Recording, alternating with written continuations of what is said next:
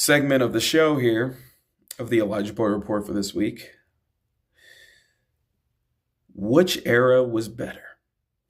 Attitude Era or the Ruthless Aggression Era?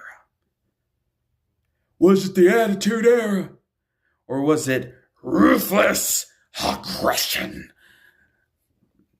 Now this is a difficult debate.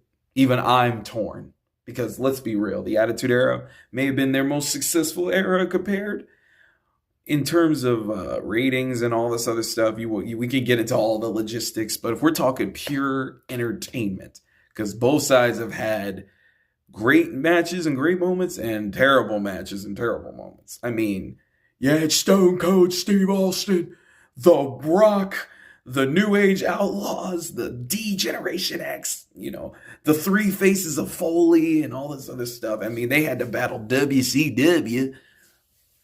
I mean, honestly, if we're going by promos and storylines, I guess the Attitude Era would have a leg up over Ruthless Aggression.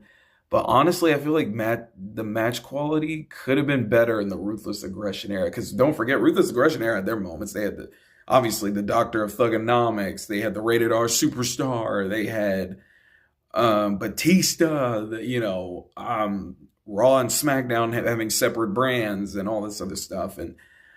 But I mean, the quality of the matches, I mean, the SmackDown 6, like when Paul Heyman was running SmackDown, I mean, the show was like crack. It was addictive. Eddie Guerrero, you know what I mean? Winning his WWE championship and then his matches with Rey Mysterio when he was a villain.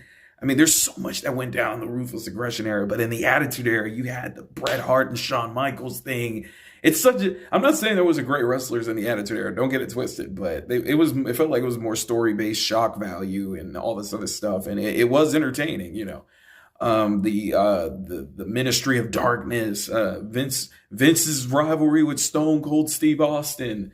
There was so much that went down in both eras, bro. It's hard for me to be fully, I mean, I guess a lot of people are like, are you kidding me? Attitude Era was way better. And then there would be people that would say the Ruthless Aggression Era was better. So it's like, it's so much. I mean, the roster for the Ruthless Aggression Era was insanity.